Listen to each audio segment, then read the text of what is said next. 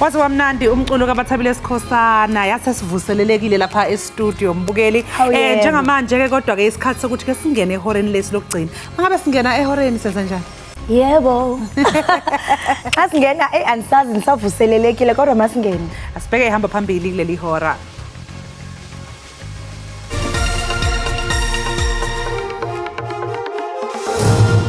After hearing i-gunshot ke I think yathusa wonke umuntu. Owayesakuba ngumhlobo kaSenzo Meyiwa uza kuqhubeka ukunika ubungqina kwinkundla ephakamileyo ePitoli namhlanje. Umengameli uCyril Ramaphosa ufisele inkosi uMangosuthu Buthelezi ukwelulama ngokusheshsha njengoba esalaliswe esibhedlela.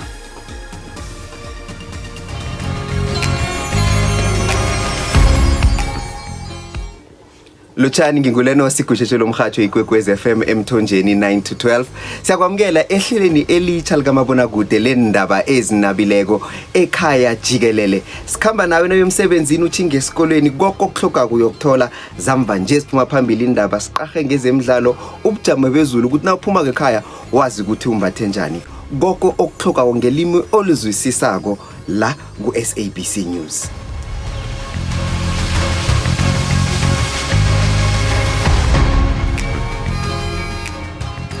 Umhlobo kaSenzo Meyiwa uMthokozisi Thwala uza kuqhubeka nokunika ubungqina bakhe namhlanje. Olengqina lesithandathu lombuso uzokubizwa ukuba angqine malunga neziganeko ezakhokelele ekubulaweni komdlali webhola ekhatywayo ngonyaka ka-2014. Amadoda amahlanu atyabekwa ngizityholo zokubulala abethe phantsi ngenqindi ephika ityala. Ibhentshi eligcwele lamajaji enkantolo ephakeme ehleli eMgungundlovu lizokwethula isinqumo namhlanje malungana nesicelo somshushisi uBilly Downer nentatheli uKaren Mon sokuthi khoxiswe isicelo sowabe umengameli uJacob Zuma sokuba ashushise ngasese. Uma lesi sicelo siba yimpumelelo sizovimba uZuma ukuba aphoqe ukuthi uDowner noMon babe khona enkantolo uma esefaka isicelo sokuphosela inselele isinqumo senkantolo esachitha isicelo sakhe sokushushisa ngasese uDowner kanye noMon. uZuma ke usola labanga ukuthi banikezelana ngemininingwane ebucayi emayelana nokugula kwakhe yabeke isiphelela kwabezindaba. Inhlangano iJacob Zuma Foundation ithe uZuma ube khona enkantolo uma sekwethulwa isinqumo okulandela ukuthi kade phela yokwelashwa le kwelaseRussia. Kanti ngoku nizawuphosa kugqawa masixelele banzi into yokubana kwenzeka ntoni ngenkosi uMangosuthu Buthelezi. Yebo mbukeli nawe ukholosa umengameli uCyril Ramaphosa usefisele inkosi uMangosuthu Buthelezi ukululama ngokusheshsha.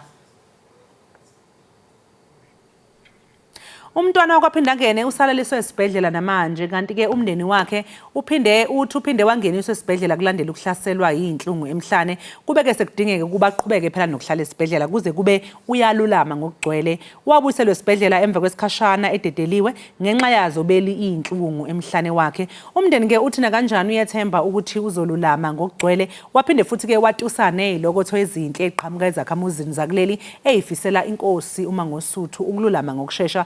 Lokwenzeka nje imbabazane emahaqa izogubha usuku lokuzalwa kwayo kulenyanga lapho izobihlanganisa khona iminyaka engama-95 idla anhlamvana.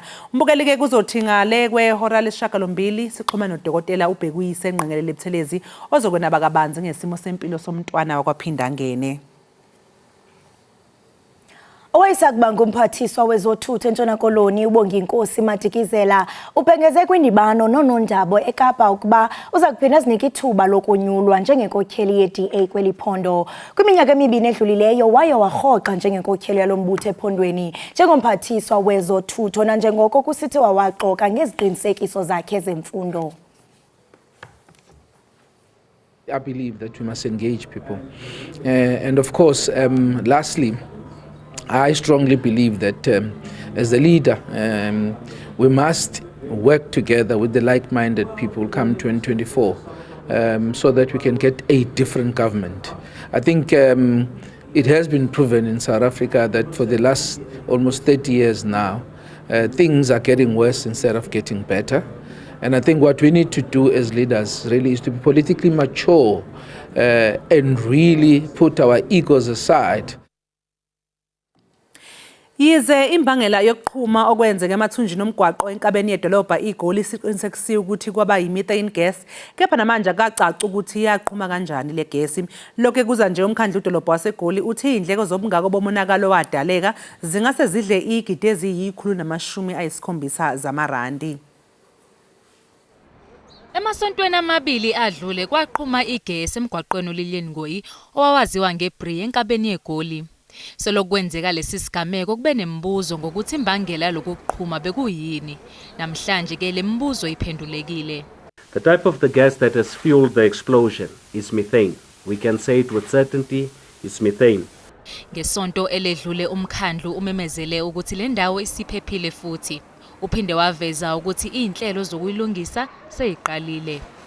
The rebuild and rehabilitation of Lilian Ngoyi Street must ensure that going forward, we set the standards for the management and underground infrastructure and the roads that lie on the surface.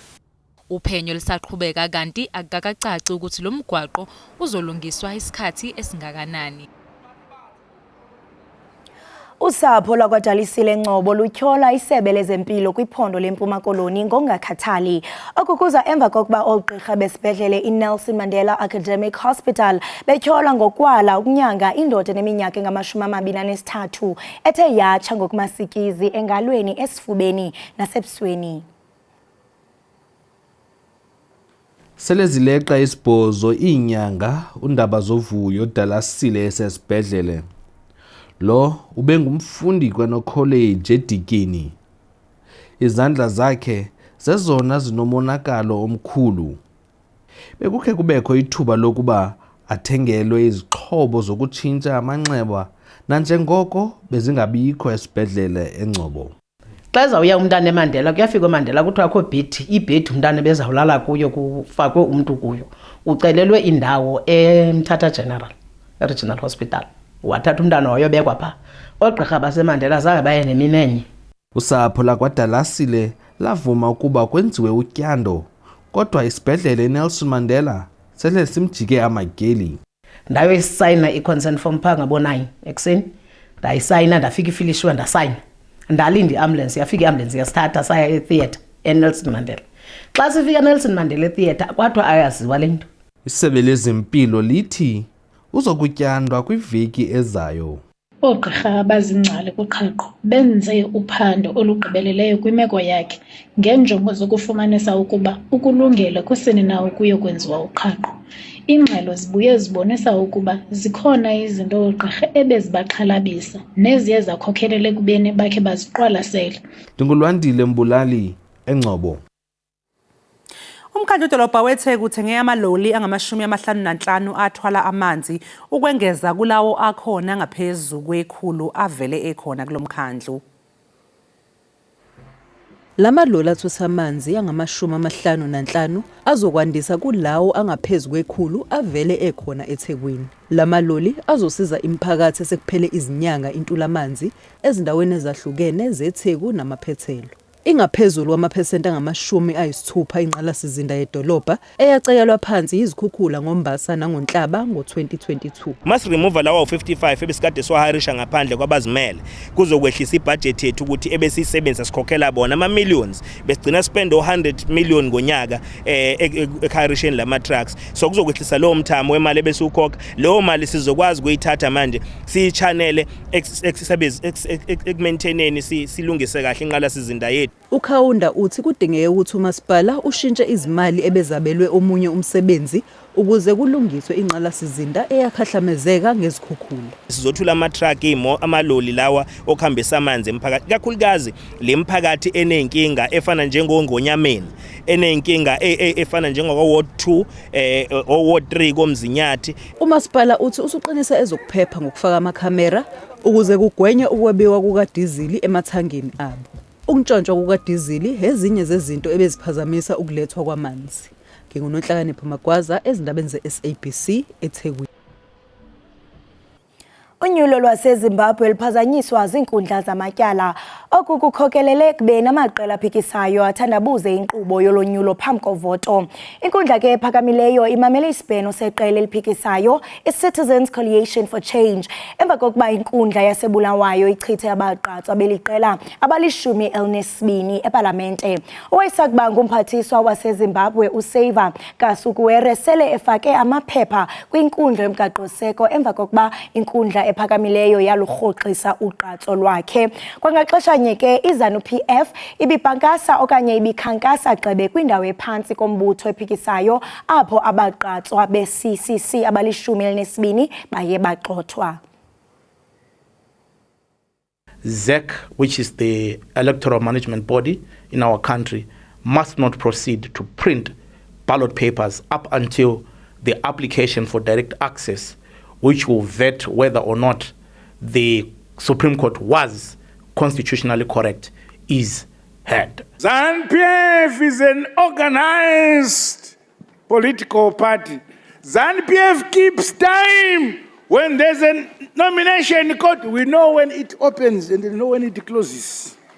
I say to those who are unable to read the programs and times, they should go back and claim their school fees.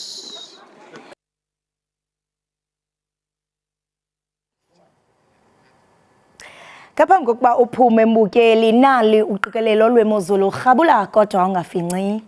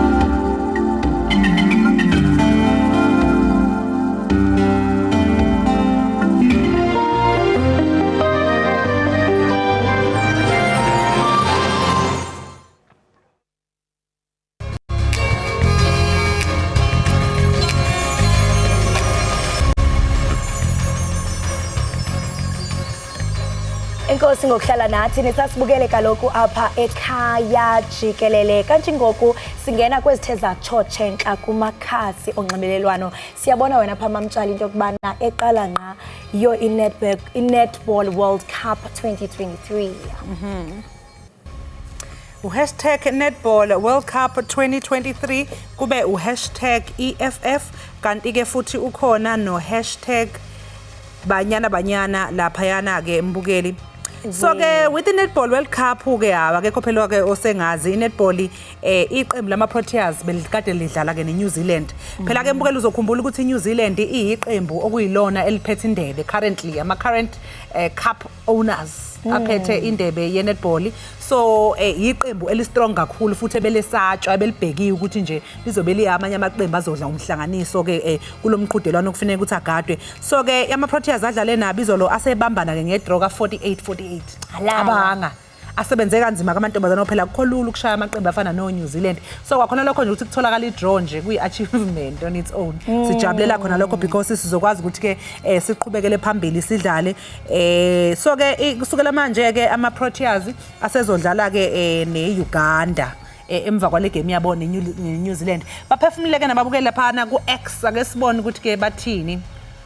Undlovukazi uphefumulile sithi the God of South Africa is working overtime today. What a comeback, ladies. A big congratulations. Hayi jonga bathi uThixo uzihlele. Wazapha eMzantsi waqonda bajonga kwa heaven earth.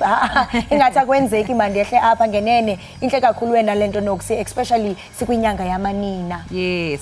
Masibone ke omnye uphefumule wathini. uThembakazi yena uthi starting off Women's Month with our South African ladies showing us what they're made of. Drawing against the defending champs is a big deal. Usho lokhu uphinda lamagama kade ngiwasho ukuthi phela ukuthola i-draw nje ngoba phela ama-champions lawa aphethe indebe. So ukuthi sidrawe nje nabo kusho ukuthi nje ayi cha impela nathi sisezingeni eliphezulu lokudlala. Hayi basimele man, basimele amanini oMzantsi Afrika, siyabavuyela kakhulu. Uyatsho ke uThembakazi. Kanti xa sihlabela mgama sijonga kwezithe zatshotshe enhla kumakhasi onxibelelwano. #EFF uyatrenda kwindawo yesibini. Uyawuqonda ukhumbule kaloku umbukeli nawe mamtshali into kubana inkokheli ye-EFF uJulius Malema uye wama ngelithi uza kuqhubeka nokucula ingoma ethi Kill the Boer, Kill the Farmer. Kanti ke akuphelelanga apho. Ngoku eyona nto etshotsha phambili kubekho ke ukruthakuthwano phakathi kwamagosa ephezulu alombutho we-EFF neqela lamadoda amhlobe. Kuthiwa ke ayabonakala exhobile ngaphandle kwekomkhulu lombutho eGauteng. Ubonile lapha ku social media ke bahambile balapha igama lebhilidi le-EFF iwini Madikizela House. So ke batheleke khona ke abalisa laba ke abanye bebezokhononda kusho ukuthi ngalokhu kushiwo kwalezi logan. Hayi kodwa bathe mabefika bafica imbi la ithutha. Awubonanga inqindi lapha uqala sibhakela. Yo kaloku i-EFF ixhobile itshilo yathi apha. This is a revolutionary house, this one. Apha kuzawuphatha thina mabaqale bayisuke lento babeyenze kokhokho. So eliqela ke lifike kwezi office kwangoko ngolesithathu luzokuvakalisa inxalabo yalo malunga nomongameli we-EFF uJulius Malema ngale ngoma athe wayicula. Ngenene kuyabonakala into kubana kusekude engqinebeni kuba khokhela ukuba le ngoma yomzabalazo iyabelana ncakasana noko kuqulethwe kwimbali yelifa lemveli. Siyaqiniseka into kubana struggle songs ayeculwa kudala, it's like part of history. And nanokuthi ke phela seke kwayiwe enkantolo ngalolu daba mos yabona seke kwayiwa ngayo lento le. So asazi ukuthi kuyogcina laphi iyozala nkomona asephelela ama-twins e-EFF. Ewe baphendulile abantu pha kumakhasi onxibelelwano ku-x.com. Number 8 uthi snitching affects one person but selling out affects others. What happened at EFF headquarters showed us that Malema will start a war and hide his face when confronted. You will punch or shoot the Buru while he's in upstairs and his family will be secure. What about you and your family? Number 8 uthi uMalema uyokhuluma kuphela kodwa kusalayo mase kufika isikhathi senqindi inqindi ayishiswa nguyisishiswa ngomunye. Hayi inkani. Hayi bathi bayakhuluma ko-X isasekhona enye Twitter melane ne-EFF. Hayi baphefumulile bagqiba pha ku-x.com ngabalandela ke uthi x.com #EFF. Remember how they were laughing for weeks at how racist white men were beating up EFF black women and march attendees in #Brackenfell. Now the racists are crying because the favor was returned today at the EFF headquarters. Kusho ke umalemanyana. Uyibiza ngomalemanyana ke lo wayana. Ukuthi ke uyaxhasa uyathi into kubana ngoku itafile iguqukile. Ngiyakhumbula na isenzo sahlayo njengokuba nincwina nje nina esasandlo saphana eBrackenfell nisilibele kusini na. Kodwa ke phela kufanele sisho futhi makholi phela nakubabukela uthi cha hayi aseligqugquzela udlame bakwethu. Udlame is never the solution, it's never the answer. Kodwa ke ake siqhubekele phambili ke siya lapha yana kwi-hashtag yethu yokugcina. #banyana banyana. Hamba wena. Yo hayi man. Yazinca ngebanya lizibeke kwindawo kwisigaba esilandelayo samagalelo elishuma elinesithandathu kwitimente yendebe yehlabathi iqela lebanyana banyana. Ayikho ke national team yake yafika stage banyana sifike kuso la eSouth Africa. So nje into enkulu le ukuthi bangene kwi last 16 into enkulu. Manje ke sekuza ama knockout stages wafa. Kodwa nje noma ngabe from here onwards I feel like noma bangaphelela kuphi we are proud anyway. Yazi si achievele already sesingajabula phela masingathola ke ngempela sigcine sesihamba sisifika far emqhudelwaneni, you know, that would be a big achievement, but as it is already siyazinca se proud. Yo, and ndiye ndachukumiseka kakhulu ngumyalezo athe wawuthetha ubanyana no uThembi Kgatlana sithi into kubana walahlekelwa zi-family members ezintathu kwezi veki ezidlulileyo kodwa wahlala enkampini ukuze kanti kuba uyathi into kubana ndiyazinca ngalamantombi futhi she is proud to share this moment because imagine uswelekelwe ngapha uphakathi kwentaba yemibuzo into kubana ndihlale ndihambe kodwa wa decide into kubana and kade ungadlali nesikhathi eside ngoba phela ubu-injured ulimele, so usubuya vele mawubuya uzoshintsha impilo yabantu. Hawu Nkosi yami. Ya siyayiqhenya kakhulu, siyazinca ngabo sithi yalala. Athini ke ama-tweets mayelana nebanyana niphefumule nathini babukeli? Uselula uthi what a way to begging the Women's Month. Oh, befuna uthi beginning, I think. What a way to begin the Women's Month. Ngempela it was a pleasure to watch our girls perform so well in both soccer and netball. We are indeed spoiled today. Yeah. Untu indeed. Hayi bethunana hayi siyazinqa ngamanini oMzantsi Afrika basibeke kwinqwanqwa eliphezulu #banyana pha ku x.com. Uluthuli naye uyathetha apho into kubana what a player man. Hilda carried banyana on her back. Indeed. Udeserve uze wathola phela ne-award yokuba i-best player of the match. Yes. Teamwork makes dream work. Xa nibambisene nina la moya yokubajonga sizawina. Hilda na wonke amagqiyazana bekhona sithi untsukuni. Nayi ne-SABC Sports sizasekhakit babhaliwe SABC Sports naye lapha wathi history made. Banyana are through to the last 16. Yes, history indeed was made yesterday. Sangena ke kwi-last 16 sesobhekana ke nama-knockout ke njengamanje uwafa. Siyabongela kakhulu amantombazane iy'ntokazi zebanyana. And ndiyathemba into yokubana le victory yabo sentsho ibeke kwinqwanqwa eliphezulu abazemidlalo kuba siyabona into yobana amanina kwezemidlalo ingathi ayasilela kodwa xa sibona into yokubana they are included in this male dominated industry and they are leading. Kusho ukuthi yazi ntoni le nto yenziwa ngabesilisa namanina ayakwazi uyenza. Siyazinca ngabo kakhulu, siyatsho into yokubana ingaske banganyukele ngasentla sibabona be-well represented. Yebo, njengamanje ngemakholi nawe mbukele ke sisiquke ey'tolo sizobuya emva komzuzwana.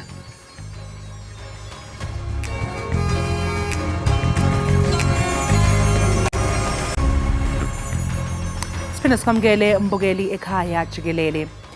Aphezulu ke amaphaphu kanti nengebhe idla lubi kwabaningi njengoba undunankulu kaZulu inkosi uMangosuthu Buthelezi elaliswe esibhedlela. Isikhungo iPrince Mangosuthu Buthelezi sikhiphe istatement ke sicacisa kabanzi ngempilo yomntwana wakwaPhindangene. Siyazi ke mbukela ukuthi usuze waba nexhala ufisa ukwazi ukuthi ingabe kwenzekani ngembabazane emahaqa. Ngakho ke lapha ohlelweni ngohlelo lukaZoom sinokhulumela ke umndeni wakwaButhelezi uDokotela uBhekuyise Nqengelele Buthelezi. Asikubingelele Shenge sokalisa sikwamukele ohlelweni. Siyabingelela mamtshali kuwe, siyakubingelela nakubabukeli ekuseni namhlanje. Sibonge kakhulu ngesikhathi sakho Shenge namhlanje ekseni. Siyazi ukuthi cha isimo asikho kahle hle. Izwe lishawa ingebhe, ingabe kwenzekani kodwa ngembabazane emahaqa? Mamtshali njengoba umndeni ukhiphe istatement izolo sibikela isizwe ukuthi umntwana wakwaPhindangene oyinkosi yesizwe saButhelezi undunankulu kaZulu uEmeritus President we-Inkatha Freedom Party no oyilungu leParliament likazwelonke uye wabuyela esibhedlela ngesimo sokuthi emva kwalokhu okwakwenziwe ekuqaleni okwenziwa odokotela ukulungisa isimo seqolo lakhe kwaba nalokho esithi ngesilungu complication. So ke umndeni ubikela isizwe ukuthi usesibhedlela ngoba odokotela bathi bacela ukumgcina ngaleso sizathu ukuze balungise leyo complication. Ukuthi ke kuzoba isikhathi esingakanani mamtshali lokho kuzodalulwa ukuthi umzimba udila kanjani nayo complication. Kodwa ke njengoba sibikile estatementeni nathi singumndeni sithemba ukuthi odokotela ngoba siyazi bawenza kahle umsebenzi wabo ukuthi bazosinqoba lesimo lesimamtshali. Yebo dokotela, njengoba usho nawe ukuthi ke bathe basazomgcina ke kodwa akakaziwa ukuthi isikhathi esingakanani. Nina Dr. Shenge Sokalisa ngesikhathi nimgcina noma nigcina ukumbona besinjani isimo sakhe? Njengoba ngichaza mamtshalo ukuthi bekuyilesimo sokuthi odokotela balwisana nalokho esithi complication okade kudevelophile. Kodwa nje esingakubikela isizwe ukuthi sinethemba futhi sine confidence kakhulu kodokotela abamsebenzayo ukuthi umsebenzi wawo bawenza kahle kakhulu. Yikho nje ukuthi isimo esidinga ukuthi sibe nokubekezela kakhulu ngoba akwenzeki ngokufisa kwethu ngokwesikhathi. Ngokufisa kwethu ngabe kwanamuhla bamkhipha bathi cha akahamba ekhaya. Kodwa ke njengoba wazi nawe mamtshalo ukuthi izindaba zesibhedlela zidinga ukuthi odokotela banikezwe leso sikhathi ukuze umsebenzi bawenza ngendlela. Yebo, ngoba ngicabanga ukuthi okunye bese kutatazelisa abantu sekufaka ingebhe kakhulu ilembiko yokuthi useyiswe eICU egumbini ke labagula kakhulu. Cha mamtshela ngakubika ke lokho ukuthi nathi siyabona istatement nje eyiloku iphuma ezingasuki kithi. Bese sithumele sona sichaza kahle kakhulu mamtshela ukuthi sifisa ukubikela ama-Afrika nezwe lonke nje ukuthi njengoba sasikade sibikile ukuthi uye esibhedlela ekuqaleni kuye kwaba nale complication njengoba sengichazile lokho kwenza ukuthi odokotela basibize bese bethi bacela ukuthi balungise le complication lokho kusho ukuthi uzohlala isikhathi sengezekile esibhedlela. Sase sichaza ke futhi esizweni ukuthi sibonga konke lokhu isizwe esenzela umndeni naye umntwana imithandazo ilokothi ezinhle nama phone calls konke lokho mamtshalo okhombisa ukuthi isizwe simthanda kakhulu futhi simfisela ukuthi alulame ngokusheshsha. Nathi ke singumndeni siyazi ukuthi umntwana umuntu wesizwe njengoba sengichazile ekuqaleni. Lokho ke kusho ukuthi kufanele isizwe sihlale sazi ukuthi impilo yakhe ihamba kanjani. Ilokho ke besifisa ukuchaza nesichazile estatementeni wena Mantshingo.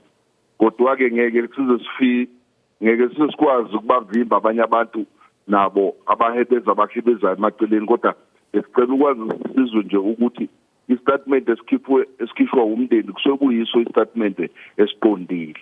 Ngamafuphi Mantshingo ngichaza ukuthi besibikela nje sizwe ukuthi usesibhedlela ngenxa ye complication and sinesiqiniseko sokuthi odokotela benza konke okusemandleni usuku nosuku nokuthi sinethemba lokuthi bazosinqoba lesimo lesi kaMantsheni. Sibonge kakhulu ke dokotela, phela iningi labantu libamba umoya kakhulukazi ke thina sizwe samaZulu ngoba phela ukudunguzela kandunankulu kaZulu kusho ukunyakaza kombuso nje kaZulu wonkana. Uzungadinwa ke ukuthi nje ulokhu uxhumana kanye nathi kanti simfisela ukululama uShenge uSokalisa bakithi ngathi nje konke ngahamba kahle nodokotela bamphathe kahle simbone selulama esephuma ke esibhedlela. Sithemba kanjalo futhi nathi siyathokoza kakhulu Mantshingo. Siyafisa nje ukubonga kakhulu kuyini njengeyindatheli abeindaba ngokubambisana nje sinakho. Sibonga kakhulu nasesizweni sonke ukuthi simfisele ukuthi umntwana nomndeni simfisele okuhle sithi nje ngaso sonke isikhathi leyo mthandazo iyalekelela kakhulu ngoba sonke singabantu bomdandi Mantshingo. Shenge Sokalisa Mntokamlambo Nqengelele sibonge kakhulu. Siyathokoza Mantshingo, siyathokoza kakhulu. Lawo ke mbukeli wekhaya Jikelele bekudokotela uBhekuyise Nqengelele Buthelezi besixoxa naye ngesimo sempilo kandunankulu kaZulu inkosi uma ngosuthu Buthelezi umntwana wakwaphindangene sengathi ngavuka gubhu imbabazane mahaqa bakithi kulolukhu kho elele kulona ivuke izocobelela uZulu ngamasu aphusile sikhulu isizwa sikaphunga nomageba njengamanje ke mbukeli ake siphosa amehlo sibone ukuthi simi kanjani isimo seZulu.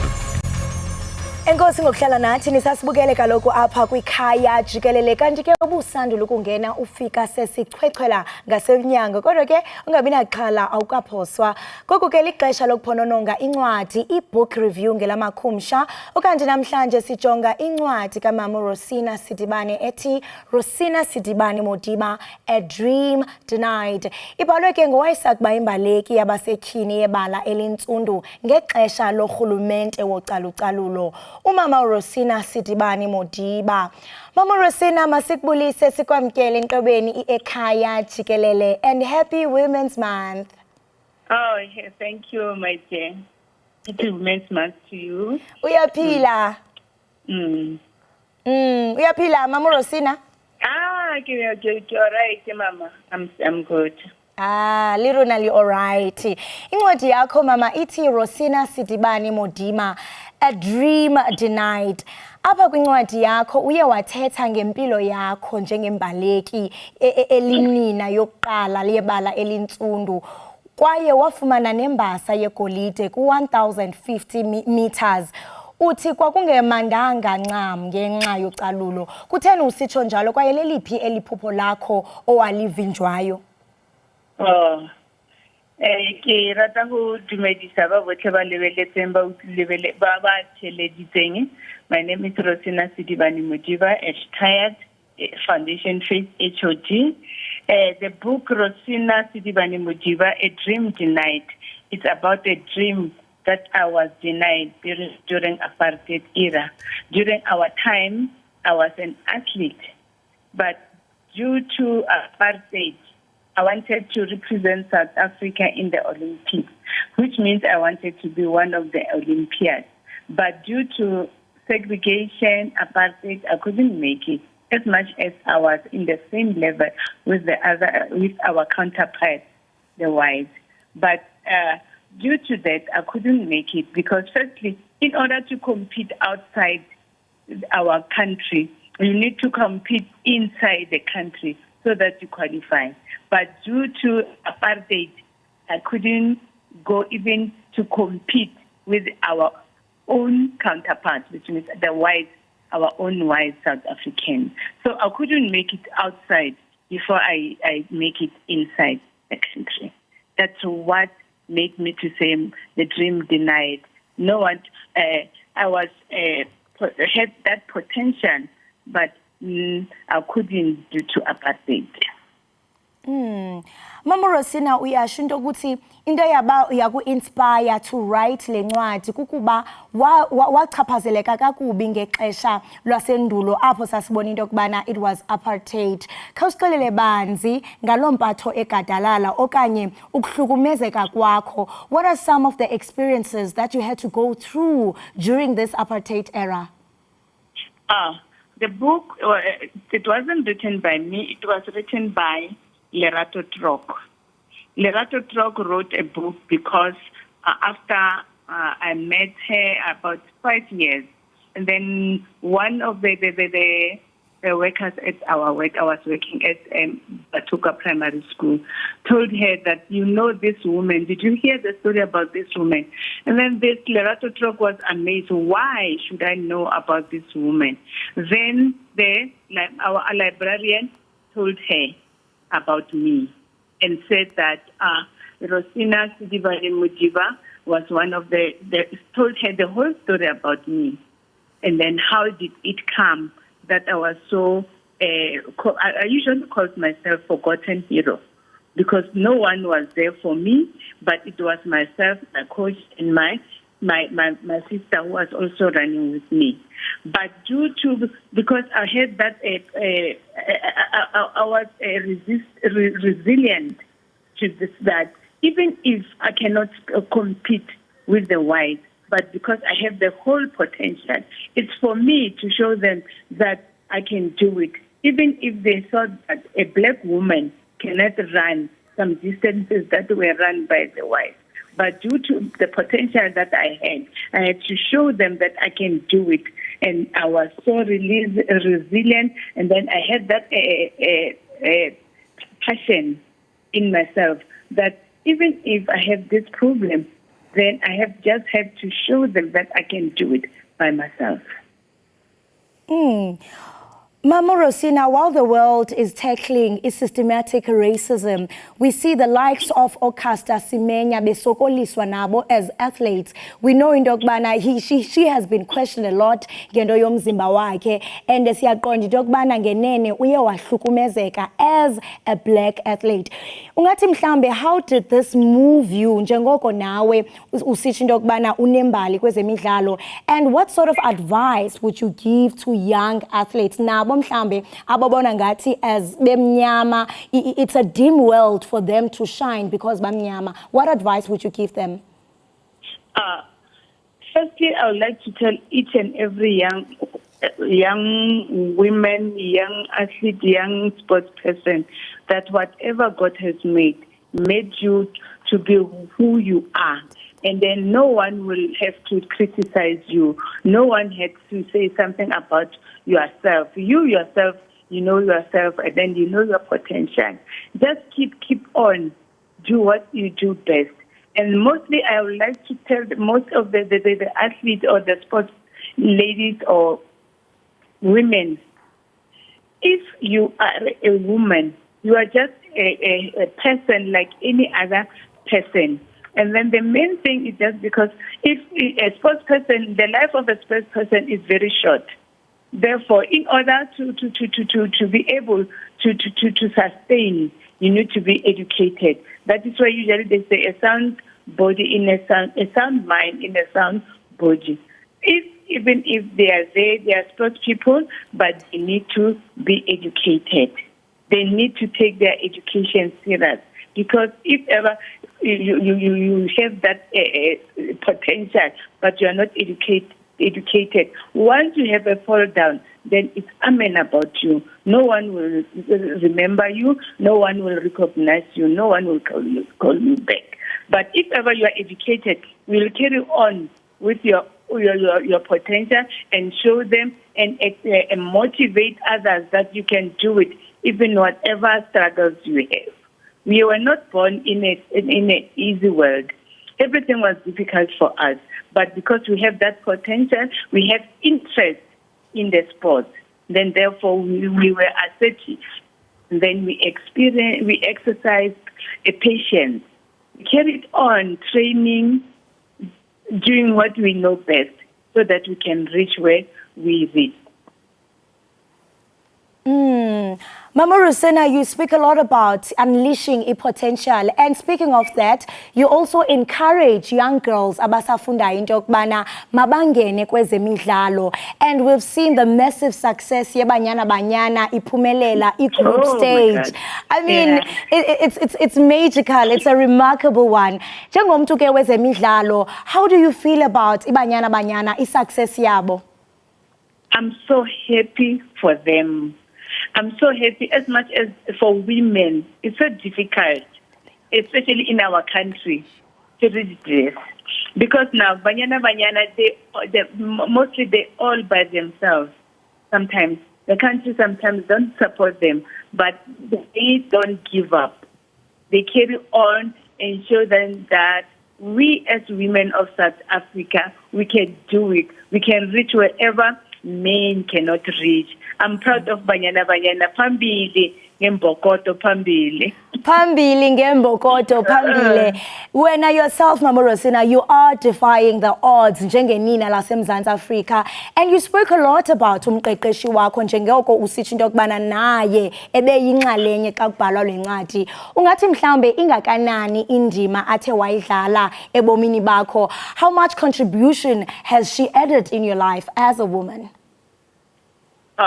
This gentleman, this old man now, this was so important in my life. Usually when I talk about him, I become so emotional because this man was so oppressed that he just said he was a coach from Soweto. He came to Pretoria, and then when he came to Pretoria as a coach, he was working for Sports and Sports Foundation South Africa. He wanted to see that women, girls in South Africa are able to compete with their counterpart wives. Therefore, in order to do this, he started a team, athletic team, in Pretoria, we used to call it a dream team. A dream team, we wanted to show white that black women can also do it like any other white women. Then he did a talent search from our school during our competition, and then we had a group of. Firstly, we were 4. Then we came 10 women. One of them was my sister. Then from that team, we continued. From that 10 women, we used to compete with men. As we know that we have this thing, we have a challenge in South Africa during our time. Now, firstly, our challenge was not just competition, was not just white. We firstly had a gender equality problem. We were women. We were training. We were good in our sporting code, but we didn't know where to compete. Then the men, because they were in the mines. They had a good training in the mines. The black men, they had good training in the mines. Therefore, the whites see that the black men can have potential. They took the black men into the competition, leaving black women. Therefore, my coach wanted to show them women can do it. So he used to travel with us to the main competition, to the mines. We used to compete in the mines because black athletics was in the mines. We used to compete in the mines by ourselves. We had a group of a group of 10 ladies, and from 10 ladies, we had to take a part in all the sports, the events, which means 100 meters, 200 meters, 400 meters, 800, and 1,500 meters. But that time, we were to run by ourselves. Wow, masibulele kakhulu Mama Rosina ngexesha lakho. Indeed, you are a true mbokodo kwaye siyakubhiyozela kule nyanga yamanina. Enkosi kakhulu. Thanks, my dear. Right, umukeli lo ke besithetha naye nguye kaloku uRosina Sidibane. Sibalisela ke ngencwadi yakhe ethi Rosina Sidibane Modiba A Dream Denied. Ebalisa kaloku ngamahla ndenyuka athe wajamelana nawo njengembaleki ke yabasetyhini yokuqala yebala elintsundu ukufumana imbasa yegolide 1500 meters. Ngoku masithi qhwi evenkeleni iqiniseka awuphoswa kuba ingathi xa sibuya kuzokhala kamnandi.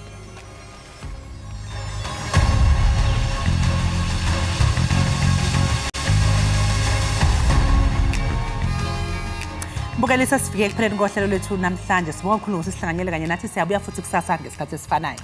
Kwaye ke asinishini nodwa. Ukhona usisi beye wasithi kamnandi ngegospel. Uthi mayenziwe kamnandi. Bathabile Sikhosana, take it away.